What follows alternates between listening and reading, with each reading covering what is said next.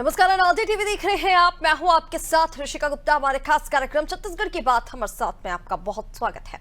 आज बात छत्तीसगढ़ में बांग्लादेशी घुसपैठ पर हो रही सियासत की। छत्तीसगढ़ में बांग्लादेशी घुसपैठियों पर सुरक्षा एजेंसियों ने शिकंजा कसना शुरू कर दिया है। गृह मंत्री विजय शर्मा की अध्यक्षता में नया रायपुर स्थित मंत्रालय में एसटीएफ की एक अहम बैठक आयोजित की गई। इस बैठक में राज्य के सभी 33 जिलों की विशेष टास्क फोर्स की टीमों ने भाग लिया। बैठक में बाहरी घुसपैठियों के खिलाफ सख्त और त्वरित कार्रवाई का फैसला किया गया। बैठक में बताया गया कि छत्तीसगढ़ में अब तक की जांच में सबसे अधिक संदिग्ध बांग्लादेशी राजनांदगांव जिले में मिले हैं। वहीं रायपुर में भी 2000 से अधिक संदिग्धों की पहचान की गई है। बैठक के बाद गृह मंत्री विजय शर्मा ने कहा कि छत्तीसगढ़ में घुसपैठी को किसी भी सूरत में बर्दाश्त नहीं किया जाएगा। हम किसी समस्या के इंतजार में नहीं बैठेंगे, बल्कि पहले से तैयार रहेंगे। शर्मा ने यह भी बताया कि हर जिले में संयुक्त ऑपरेशन चलाए जाएंगे और घुसपैठियों की पहचान कर कार्रवाई की जाएगी। विजय शर्मा ने कांग्रेस पर हमला करते हुए कहा कि कुछ राजनीतिक दल इन घुसपैठियों को वोट बैंक की तरह इस्तेमाल करना चाहते हैं। पिछले 5 वर्षों तक भूपेश बघेल, अकबर जेबर की सरकार ने यही काम किया। गृह मंत्री शर्मा के आरोपों पर पलटवार करते हुए कांग्रेस प्रदेश अध्यक्ष दीपक बैज ने कहा है कि विधानसभा और लोकसभा चुनाव भाजपा ने जीता और आरोप हम पर लगा रहे हैं। पिछले 6 महीने से ये कह रहे हैं कि बांग्लादेशी घुसपैठ छत्तीसगढ़ में है। लगातार छापेमार कार्रवाई की जा रही है। जांच भी की गई। फैक्ट्रियों, दुकानों, कॉलोनियों में छापा मारा। उसका क्या निष्कर्ष निकला, उसे सार्वजनिक करें। कांग्रेस भाजपा के वार पलटवार का यही सिलसिला जारी है और इसी बीच सवाल है कि घुसपैठ किसके इशारे पर हो रही है। इंटेलिजेंस इतना कमजोर क्यों है और इस घुसपैठ पर पूर्ण विराम कब लगेगा? आज की चर्चा इन्हीं सवालों के इर्द गिर्द। पहले कुछ प्रतिक्रियाएं सुन लेते हैं। अब इससे बड़ा दुर्भाग्य क्या हो सकता है? विधानसभा भारतीय जनता पार्टी चुनाव जीती, लोकसभा भारतीय जनता पार्टी चुनाव जीती, आरोप हमारे ऊपर लगा रहे हैं। ठीक, ये पिछले 6 महीने से ये काम कर रहे हैं कि बांग्लादेशी घुसपैठियाँ हमारे छत्तीसगढ़ में हैं। लगातार छापे भी डाले, जांच भी किए, सब फैक्ट्रियों में, सब दुकानों में, सब कॉलोनियों में। आखिर उसका क्या हुआ, पहले तो सार्वजनिक कर ले। अभी तक कितने बांग्लादेशियों का इस सरकार ने सूची बनाया है, कितने लोगों को इन्होंने चिन्हांकित किया है, कितने लोगों को इन्होंने जेल भेजा है, पहले ये तो सूची सार्वजनिक कर ले। इनके पास कुछ तो है नहीं, सिर्फ कोरी कल्पना का आधार पर बात कर रही है। मतलब अगर साफ साफ कहा जाए तो सरकार के पास कोई काम नहीं है। अब तो सुशासन तैयार भी खत्म हो गया है। अब बेरोजगार बैठ गए, इनके पास कोई काम तो है नहीं। तो कभी बांग्लादेशी, कभी तो पाकिस्तानी, कभी तो रोहिंग्या, इसी पे ही तो बात करें। अगर है तो सार्वजनिक सूची जारी कर दीजिए ना। नहीं, वो तो करते हैं ना, वो तो वोट बैंक बनाते हैं अपना, और इसीलिए इस दिशा पे कोई कार्रवाई नहीं करते हैं। क्यों नहीं किया 5 सालों में कोई कार्रवाई? क्यों खुला ऑफर रखा लोगों को आने के लिए? क्यों ऐसा करते हैं ये लोग? वो करते ही हैं। आप जीते हैं, हम तो और जीतेंगे। अभी अगले आने वाले 10 साल की सरकार छत्तीसगढ़ में भाजपा की होगी, इसमें कोई संशय नहीं है। उनको ध्यान रखना है इस बात का। हाँ, अच्छा, विपक्ष का धर्म निभाएं, बहुत अच्छी बात है, लेकिन अपनी पॉलिसीज ठीक करें। उसको पॉलिसी में ये ज़रूर ठीक करना होगा कि अगर बाहर के लोग हैं तो उनको बाहर का रास्ता दिखाया जाए। हम प्रखंड पंजीबद्ध, सिर्फ दुर्ग में 7 प्रखंड पंजीबद्ध हो गए, और मैं सोचता हूँ कि और 70 हो सकते हैं। इतनी संख्या है। और ये संख्या कोई मुझसे कहे कि अभी कैसे आ गए, आप क्या कर रहे हो? भाई, ऐसे बात नहीं होती। ये सरकारों ने क्या किया? पिछली बार 5 वर्षों तक भूपेश बघेल जी की सरकार ने, और जो अकबर ढेबर की सरकार रही, उन सरकारों ने बस यही काम तो किया है, और इसलिए इसको दुरुस्त करने की आवश्यकता है। और चलिए, इस मुद्दे पर चर्चा के लिए हमारे साथ जुड़ गए हैं आलोक सोनी, भारतीय जनता पार्टी से प्रवक्ता हैं। आलोक जी, बहुत स्वागत है। सतनाम सिंह पनाक हमारे साथ जुड़ गए हैं, कांग्रेस प्रवक्ता हैं। सतनाम जी, आपका भी बहुत स्वागत है। नागेंद्र वर्मा जी, वरिष्ठ पत्रकार हैं। नागेंद्र जी, आपका भी बहुत स्वागत है अनादि टीवी पर। और शुरुआत आलोक जी आपके साथ करना चाहूंगी। ओपनिंग स्टेटमेंट आप ही का चाहूंगी, क्योंकि भारतीय जनता पार्टी कांग्रेस को अब इस बात पर घेर रही है कि घुसपैठियों को लेकर कांग्रेस का हाथ है। बांग्लादेशी घुसपैठी जिस तरह से छत्तीसगढ़ में रह रहे हैं, उनके जो रिकॉर्ड्स मिल रहे हैं, इसमें कांग्रेस का हाथ है। वोट बैंक को लेकर भी आपके आरोप लगाए जा रहे हैं, क्या आधार है इन आरोपों का?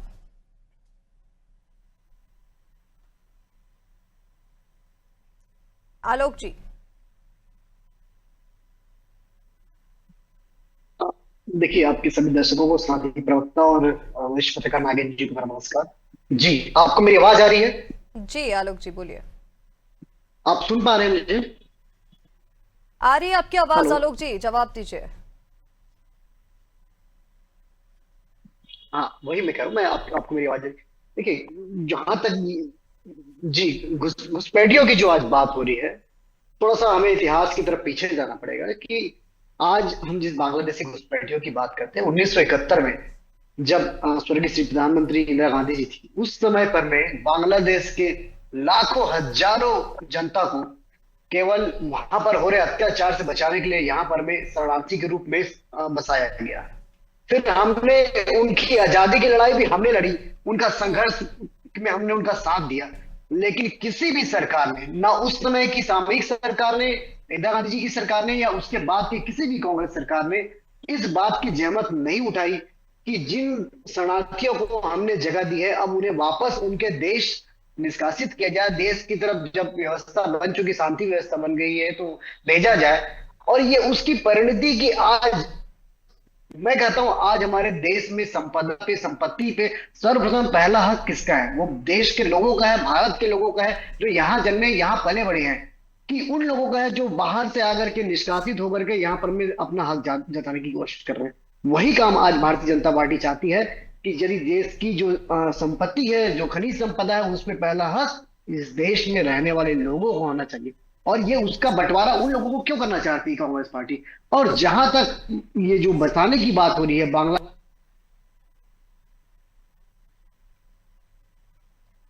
चलिए, शायद आलोक जी की आवाज नहीं मिल पा रही है, अब कोई तकनीकी समस्या है, दुरुस्त करने की कोशिश करेंगे। सतनाम जी, मैं सीधा आप ही के पास आ रही हूँ। देखिए, बीजेपी की ओर से गंभीर आरोप लगाए जा रहे हैं आपके ऊपर। यह बताया जा रहा है कि बांग्लादेशी घुसपैठी जो है वो कांग्रेस का वोट बैंक है, और ये किसी साधारण व्यक्ति की ओर से नहीं कहा गया। छत्तीसगढ़ के गृह मंत्री ऐसा कह रहे हैं, विजय शर्मा की ओर से यह कहा गया कि कांग्रेसियों का वोट बैंक है, इसलिए देखकर भी उन्हें अनदेखा कर दिया गया। देखिए इशिका जी, मैं सबसे पहले हमारे प्रवक्ता साथी आलोक जी की जो उन्होंने जानकारी दी उसको मैं दुरुस्त करवाना चाहता हूं, क्योंकि 71 के समय जो वहां पे लोग वहां से जो आए थे, वहां पे हिंदुओं के ऊपर अत्याचार होना चालू हो गया था। इसी कारण हिंदू भाइयों को वहां से, हिंदू बहनों को वहां से लाया गया था। और जो ये बात करते हैं अभी, जैसे घुसपैठ इनको अभी दिखने लग गई। 15-11 साल से इनकी सरकार है, उससे पहले इनकी सरकार थी, तो क्या कर रहे हैं लोग? बॉर्डर पे क्या कर रहे हैं? बीएसएफ क्या कर रही है? उसको क्यों टाइट नहीं करते? अगर छत्तीसगढ़ में कोई आएगा तो बॉर्डर से ही आएगा, कलकत्ता से आएगा, बिहार से घुसेगा। बिहार में इनकी सरकार गठबंधन की चल रही है, आगे यूपी है, यूपी में इनके तरफ से आएगा। तो ये क्या कर रहे हैं? ये देखिए, ये देश को भटकाने की कोशिश कर रहे हैं। सिर्फ ये कुछ नहीं, ये देश को पूरा भटका रहे हैं, देश को भटकाने का काम कर रहे हैं। और देश को भटका कर लोगों की जो बढ़ती हुई बेरोजगारी, जो बढ़ती हुई महंगाई और ये सब चीज को, इनके पास अब कोई मुद्दे नहीं रह गए हैं, तो ये इस मुद्दों पे इन लोग काम कर रहे हैं। आज गिरती हुई जीडीपी के बारे में बात करें, आज आप देखिए 300 किलो आरडीएक्स आ जाता है, इनको, इनके इंटेलिजेंस को पता नहीं लगता, बॉर्डर से आ भी जाता है। आज आतंकवादी आते हैं, चुन चुन के हमारे लोगों को मारते हैं, उसके बाद उन आतंकवादियों को कोई पता नहीं कैसे अंदर घुस गए, क्या कर रही है इनकी इंटेलिजेंस। तो ये सब सोचनी मुद्दा, ये एक आवाम को, एक लोगों को भटकाने के मुद्दे के लिए ये सब चीज कर रहे हैं बांग्लादेशी और ये वगैरह। क्यों इनकी 10 साल पहले सरकार थी, क्यों नहीं इन्होंने कर लिया? स्टेट में भी सरकार है, आज लगातार उनकी केंद्र सरकार है। तो सोचनी विषय ये है कि ये मुद्दे को सिर्फ लोगों से भटकाने के लिए और अलग अलग बातों में सिर्फ हिंदू मुस्लिम और ये सब चीज करने के लिए भटका रहे। क्या कर रहे हैं? अभी तक इन्होंने लिस्ट क्यों नहीं बना? जैसे हमारे प्रदेश अध्यक्ष जी ने बोला, क्यों नहीं सार्वजनिक किया गया अभी तक लिस्टों को? कितने लोगों को पता किया? आतंकी घटना है, कांग्रेस शासन काल में भी हुई। मुंबई जैसे शहर में हमारे देश की, उसके बावजूद वहां के मंत्री ने, अगर हुआ, उसके मंत्री ने वहां पर, कांग्रेस के मंत्री ने इस्तीफा दिया था, इस्तीफा दिया था। आपके कौन से मंत्री ने इस्तीफा दे दिया? कौन से गृह मंत्री ने इस्तीफा दिया? लेकिन हमारे वहां पर महाराष्ट्र के गृह मंत्री ने इस्तीफा दे दिया था। जवाब दे सके क्या? आपके प्रधानमंत्री ने इस बात की हिमाकत करी कि हम जाकर के घर में घुस के मार सके? और आज जब मोदी जी, अरे आप क्या बात करते हैं? आपके पता है आपके 6 फाइटर प्लेन गिरे हैं, आपको इसकी जानकारी नहीं है? यही बात मैं बात में करता हूँ, यही बात मैं आपसे बोलना चाहता हूँ। आज हमारे 5 गिरे, 4 गिरे, उनके हमने, ठीक है आलोक जी, मैं आपके पास पहुंच रही हूँ, आपकी बात पहले पूरी नहीं हो पाई थी। ठीक है सतनाम जी, हमारे कितने गलत है, बताइए तो। ठीक है सतनाम जी, लेकिन आरोप इसीलिए भी लगाए जा रहे हैं, सुन लीजिए। परेशानी है, ठीक है आलोक जी, मैं आपके पास लौट रही हूँ, आपकी बात पहले पूरी नहीं हो पाई थी, आप इत्मीनान से अपनी बात पूरी कीजिए ना। ठीक है सतनाम जी, पहले आप मेरी बात का जवाब दीजिए। सतनाम जी, देखिए आरोप इसलिए भी लग रहे हैं, पक्ष की तरफ से ये कहा जा रहा है, बीजेपी की ओर से इसलिए आरोप भी लगाए जा रहे हैं कि 5 साल जब भूपेश सरकार रही है उस समय पर देखिए वोटर लिस्ट का रिव्यू तो हर बार होता है ना, और अब गृह मंत्री की ओर से ये कहा जा रहा है कि एक ही परिवार में 300 लोग आ जाते हैं, एक ही कॉलोनी में जब नए नए चेहरे दिख रहे हैं, जब इन चीजों का रिव्यू होता है तो तब उसकी क्या जांच पड़ताल नहीं की जाती है। और ये तो आप भी चाहते हैं ना कि किसकी सरकार में घुसपैठियों का ज्यादा से ज्यादा हिस्सा छत्तीसगढ़ में देखा जा रहा है, इसका तो पता होना चाहिए। सूची सार्वजनिक करने की बात तो आप भी कर रहे हैं, तो ये जांच भी होनी चाहिए ना कि अगर कांग्रेस की सरकार में ये सारी चीजें हो रही थी तो सिग्नेचर किसके थे, आधार कार्ड किसकी सरकार में बनाए गए, डॉक्यूमेंट्स किसकी सरकार में रही, पता चलना चाहिए ना। देखिए, चुनाव आयोग के द्वारा जब उनका नाम जोड़ दिया जाता है वोटर लिस्ट में तो कहीं ना कहीं उन लोग वहां पे वैलिड हो जाते हैं। मैं यही चीज तो आपसे बोलने के लिए मैं कर रहा हूं कि यही बता रहा हूं कि केंद्र सरकार ये भी क्या कर रही इतने दिनों से, क्या कर रही बॉर्डर सिक्योरिटी फोर्स जो उन लोगों को अंदर आने दिया जा रहा है, कहीं ना कहीं वो एरोप्लेन से तो नहीं उतर रहे वहां से। और इनकी लिस्ट तो बनाए, इनकी लिस्ट क्यों नहीं बनाई जा रही, अभी तक लिस्ट को सार्वजनिक क्यों नहीं किया जा रहा। भाई आज इनकी सरकार है, लिस्ट सार्वजनिक करे, क्यों नहीं कर रही, क्यों नहीं बता रही। और केंद्र सरकार इसके लिए सबसे बड़ी आज जो बैठी हुई है मोदी जी की सरकार, वो सबसे बड़ी के कारण उन्हीं के कारण हो रहा है। क्यों बॉडी सिक्योरिटी फोर्स को वहां पे अच्छे से टाइट नहीं किया जा रहा। हम भी बोलते हैं कि कार्रवाई करें, हम ये नहीं बोलते कि कार्रवाई नहीं करें, बिल्कुल कार्रवाई नहीं होना चाहिए क्योंकि ये इस देश की जनता का हक पहले हमारे हर चीजों पर है। पर कार्रवाई ये राजनीतिकरण करना ये गलत बात है, लोगों को मुद्दे से भटकाना ये गलत बात है। ठीक है आलोक जी, जवाब दे दीजिए अब सतनाम जी की बातों का। ठीक है सतनाम जी, आलोक जी अब जवाब दे दीजिए। देखिए सवाल यही है कि अगर आप बात कर रहे हैं कि कांग्रेस की सरकार में जो बांग्लादेश घुसपैठियों के, जिस तरह से गृह मंत्री भी कह रहे थे कि एक ही परिवार के 300 लोग हैं, और जैसा कि आपने कहा कि कांग्रेस का वोट बैंक है इसलिए ध्यान नहीं दिया गया, लेकिन ये भी तो ध्यान देने वाली बात है ना कि जो लोग रह रहे हैं, अगर हालिया घटना की आप बात कर लीजिए, भिलाई में एक कपल मिला है जो 10 से 12 साल से रह रहा था, जिसके पास सारे डॉक्यूमेंट्स है, आधार कार्ड से लेकर हर एक चीज है, तो इन चीजों की भी तो जांच पड़ताल की जानी चाहिए ना कि उसके पहले डॉक्टर रमन सिंह की सरकार क्या कर रही थी, और सीमा की सुरक्षा की जिम्मेदारी तो केंद्र सरकार की है ना। आलोक जी, निशिका जी, मेरा यही कहना है कि आज यदि एक पार्टी ने साफ सफाई का मुद्दा उठाया है, देश से उन गद्दारों को बाहर करने का मुद्दा उठाया है जो देश की खा रहे हैं और देश के लिए गद्दारी का काम कर रहे हैं, तो इसमें कांग्रेस का समर्थन होना चाहिए। वो देश की जनता के साथ में है। ये नहीं बताएंगे कि बॉर्डर आपके अंदर है कि इस बात में कांग्रेस का भी जोर समर्थन होना चाहिए, और यदि कांग्रेस इसके साथ समर्थन पे नहीं है तो कांग्रेस को बतलाना चाहिए कि वो क्या उनके वोट बैंक को अफेक्ट कर रहा है, इसलिए उन्हें दर्द हो रहा है। ये चाहते थे कि वो लोग आके बसे, इनके वोट बैंक बढ़े। और ये जो बात हिंदू मुस्लिम की हो रही है, मैं कहता हूँ ये हिंदू मुस्लिम का मुद्दा ही नहीं है, ये मुद्दा देश में रहने वाले लोग, उनके लिए जो व्यवस्था है, जो देश की संपत्ति है, परिसंपत्ति है, उसकी जो हक है, उसके हक के लिए देश के लोगों का है कि। और आज एक बात और कहूंगा कि आज बहुत सारे हम जो मुद्दे देखते हैं, बहुत सारे ऐसे भ्रष्टाचार के अलावा भी हमने अब देखा होगा कि कानून व्यवस्था, जिसपे अगर आप कानून व्यवस्था पे जाते हैं तो कानून व्यवस्था को बिगाड़ने में भी ऐसे लोगों का हाथ नजर आ रहा है, तो कहीं ना कहीं ये हमारी पूरी व्यवस्था, अर्थव्यवस्था और सभी चीजों को कहीं ना कहीं से असर डाल रहा है। इसलिए आवश्यकता है साफ सफाई की, और यदि आज भारतीय जनता पार्टी कर रही है तो कांग्रेस को समर्थन में होना चाहिए। ठीक है, भारतीय जनता पार्टी काम तो कर रही है सर, लेकिन आरोप भी तो लगाए जा रहे हैं ना वोट बैंक को लेकर। सतनाम जी, मैं आपके पास लौटती हूँ, पहले नागेंद्र जी को एक बार इस चर्चा में करना चाहूंगी, मैं लौट रही हूँ आपके पास। नागेंद्र जी, सीधा आपके पास आते हुए देखिए, जिस तरह से छत्तीसगढ़ में घुसपैठियों को लेकर बात की जा रही है, अब देखिए बीजेपी ने यहाँ पर आरोप लगा दिया कि कांग्रेस का वोट बैंक है, इसीलिए कांग्रेस ने इस पर कोई कार्रवाई नहीं की। अब कांग्रेस की तरफ से ये कहा जा रहा है कि एक्चुअल मुद्दे से भटकाया जा रहा है, अनर्गल जो बातें हैं वो की जा रही। आप कैसे इस मुद्दे को देख रहे हैं सर? क्या लग रहा है कि कोई बड़ा षड्यंत्र है, कोई बड़ी साजिश को अंजाम दिया जा रहा है, इतनी बड़ी संख्या में छत्तीसगढ़ में बांग्लादेशी घुसपैठियों का मिलना?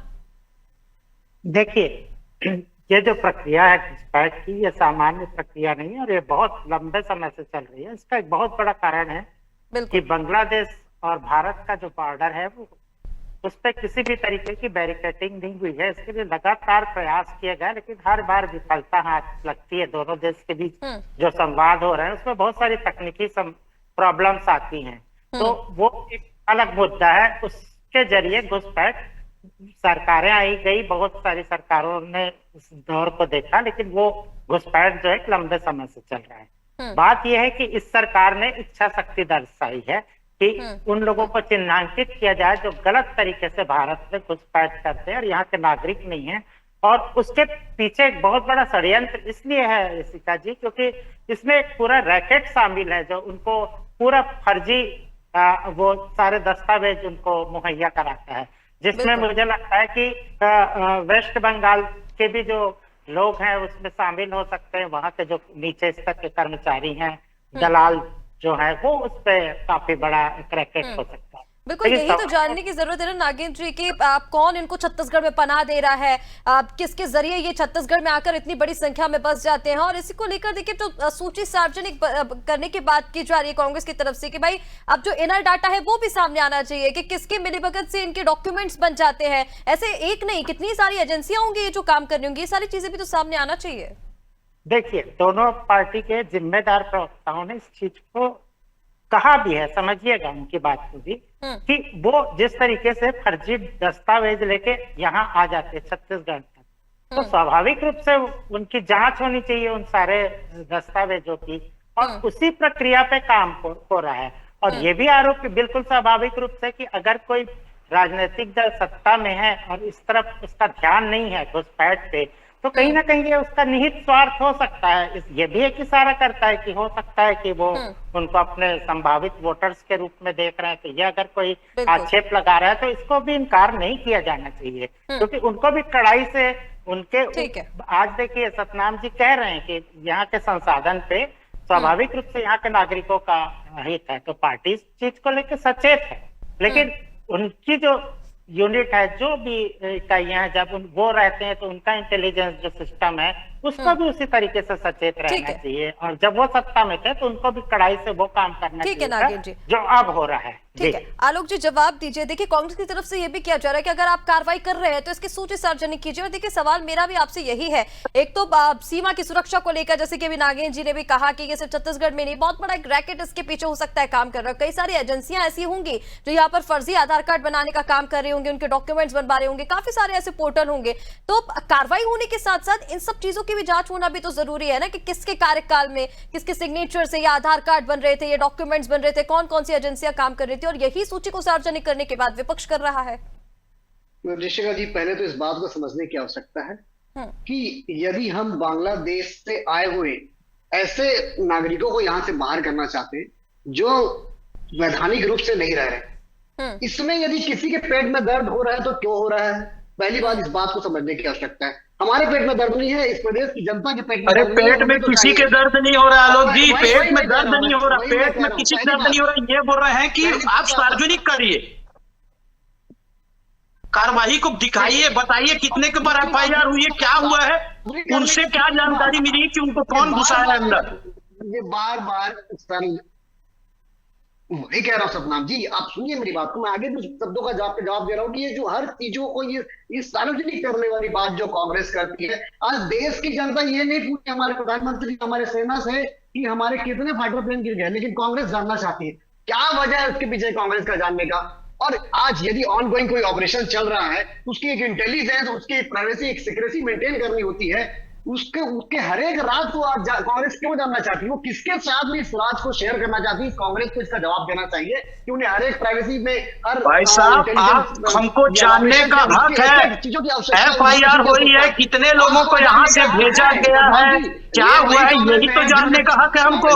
अब ये भी आप बोलोगे कि आपको जानने का हक नहीं है, इसमें भी बोलोगे कि हमारे पेट में जवाब दे दीजिए ना कि अगर कार्रवाई हो रही है, कितने लोगों पर कार्रवाई हो रही है, कितने घुसपैठिए बन रहे हैं, इसकी सूची भी तो सार्वजनिक होनी चाहिए ना। आप कार्रवाई क्या कर रहे हैं, कौन सी धारा के तहत उनको गिरफ्तार कर रहे हैं, कौन सी धारा के तहत उनको बाहर छोड़ने जा रहे हैं?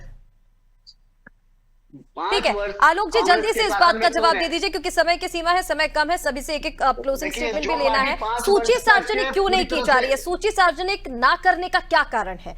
ऑनगोइंग ऑपरेशन है ऋषिका जी, जब कंप्लीट हो जाएगा, पुलिस प्रशासन अपना काम कर रहा है, उसके बाद पूरी सूची सार्वजनिक की जाएगी और सभी को जो जानकारी चाहते हैं वो जानकारी मिलेगी। लेकिन आज यदि देश के किसी भी ऑपरेशन पे या प्रदेश के किसी भी ऐसे ऑपरेशन पे जिसमें प्रदेश के लोगों का हित छुपा हो और बार बार उसे सार्वजनिक करने की बात अगर ऑनगोइंग ही ऑपरेशन में की जाती है तो एक ये जवाब कांग्रेस को भी देना ठीक है। चाहिए कि वो क्या सतनाम चाहती जी, है इसके ठीक है पीछे। सतनाम जी, एक्चुअल मुद्दे की आप बात कर रहे थे कि मुद्दे से भटकाने की बात कर, कि आपको लगता नहीं कि ये जो बांग्लादेशी घुसपैठियों का मुद्दा है ये भी एक्चुअल मुद्दा है कि बाहर से कोई बांग्लादेश से लोग आकर यहाँ पर बस रहे हैं, फर्जी डॉक्यूमेंट्स उनके बनवाए जा रहे हैं इतनी बड़ी संख्या में, जैसे कि मैंने पहले भी जिक्र किया कि गृह मंत्री की ओर से ये कहा जा रहा है कि परिवार के अगर 300 लोग मिलते हैं तो उस पर जांच और कार्रवाई तो होनी चाहिए ना, इससे क्या दिक्कत हो सकती है। और सूची सार्वजनिक करने की आप जो बात कर रहे हैं, जिन लोगों पर कार्रवाई हो रही है वो सूची भी सार्वजनिक कर दी जाएगी, लेकिन ऑनगोइंग ऑपरेशन की सूची सार्वजनिक अगर की जाएगी तो फिर एक प्राइवेसी को लेकर भी दिक्कत आ रही है, बीजेपी का ऐसा कहना है। देखिए, मैं आपको बताना चाहूंगा कि सबसे पहले तो इनका वोटर लिस्ट में नाम जुड़ता है। इनको उन व्यक्तियों से पता करके ये तो करना चाहिए। आरोप लगाने के ऊपर तो 1 मिनट लग जाता है। कोई हम इनसे सवाल पूछे तो इनको कहते हैं कि नहीं हम जवाब नहीं देंगे, इंटेलिजेंस है। FIR होती है, उसके बाद सार्वजनिक कर दी जाती है। दूसरे दिन वहां के नेट में आप किसी का भी FIR की कॉपी निकालना चाहो तो निकल जाती है। इसमें कोई इंटेलिजेंस की बात नहीं होती है। दूसरा चीज, 11 साल पहले अगर वहां पर लोग मिलते हैं तो कहीं ना कहीं उस समय सरकार किसकी थी, ये देखने वाली बात है। आप 11 साल पहले तो किनकी सरकार थी, तो उस समय ये क्या कर रहे थे।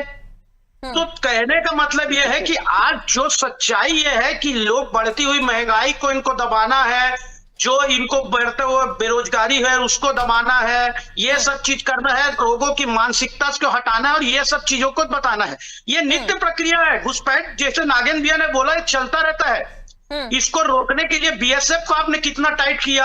आप 10-11 साल से आपकी केंद्र सरकार है, ऐसा कौन सा एक्शन लिया वहां पर, ऐसे कौन से आपने बाड़े बना दिए वहां पर जिससे घुसपैठ रुक गई। तो कहीं ना कहीं अपनी कमजोरी को बताने के कारण ये हावी होकर विपक्ष के ऊपर आरोप लगा रहे हैं। उनका यही कहना है बस।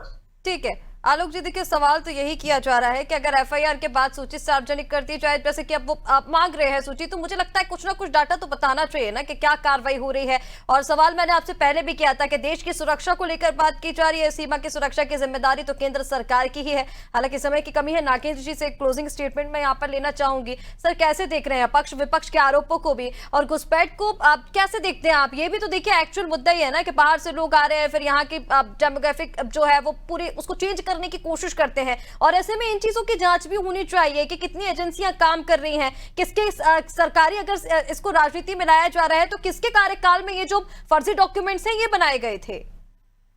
देखिए, सवाल अब ये उठता नहीं कि किसके कार्यकाल में सब हो रहा था। सवाल ये उठता है कि इस समस्या से किस तरीके से जल्दी निपटा जा सकता है, इस समस्या को सुलझाया जा सकता है। दूसरी बात, लगातार जब ये प्रक्रिया चल रही है तो एक तरीके से मुझे लगता है कि प्रतिपक्ष की बात को इसमें मान लेना चाहिए, क्योंकि इसमें एक हित ये है कि आम जनता में भी एक जागरूकता आती है। वो अपने आसपास के ऐसे घुसपैठियों को जो के नजर में संदिग्ध हैं उसको वो प्रशासन की मदद करेंगे उनको ढूंढने में। तो एक तरीके से वो बेहतर कदम होगा। इसको मुझे लगता है इसको बहुत मुद्दा बड़ा नहीं बनाना चाहिए और एक बेहतर तरीके से इसमें एक समन्वय स्थापित करके शासन और प्रतिपक्ष दोनों को इसमें ऐसी भूमिका निभाना चाहिए जिससे कि प्रदेश का हित जो है सुनिश्चित हो सके, क्योंकि हमारा प्रदेश जो है विकास की दिशा में बढ़ रहा है और इसमें इस तरीके के जब दीमक लगेंगे तो स्वाभाविक रूप से ये कहीं ना कहीं तकलीफ का कारण। और बिल्कुल नागिन जी, उम्मीद भी यही की जा रही है कि सरकार का ये जो कदम है इससे जल्द से जल्द घुसपैठ पर पूर्ण विराम लग जाए। फिलहाल आप सभी का इस चर्चा में जुड़ने के लिए बहुत शुक्रिया। तो बांग्लादेशी घुसपैठियों को लेकर घमासान है, राजनीतिकरण भी इस पर देखने को मिल रहा है और सियासी सवाल जवाब जो है वो लगातार जारी है। पक्ष की ओर से ये कहा जा रहा है कि कांग्रेस इन पर इसलिए अनदेखी कर रही थी क्योंकि ये कांग्रेस के वोट बैंक है। वहीं अब कांग्रेस का ये कहना है कि सूची सार्वजनिक कर दी जाए, भाई क्या कार्रवाई की जा रही है, कितनी FIR हो रही है, और ये जो फर्जी डॉक्यूमेंट्स बनाने का सिलसिला ये कब से जारी है, क्योंकि पिछले 5 साल से तो नहीं है, लगभग 10 से 11 साल से ये लोग यहाँ पर रह रहे हैं। तो किसकी यहाँ पर उनको सपोर्ट मिल रहा है, तमाम चीजों की जांच भी होनी चाहिए। हालांकि उम्मीद यही की जा रही है कि सरकार की तरफ से ये जो कदम उठाए गए हैं, कार्रवाई लगातार की जा रही है, इससे पूरी तरह से घुसपैठ पर विराम लगेगा। फिलहाल के लिए इस खास चर्चा में इतना ही। आप बने रहिए अनादि टीवी के साथ। नमस्कार।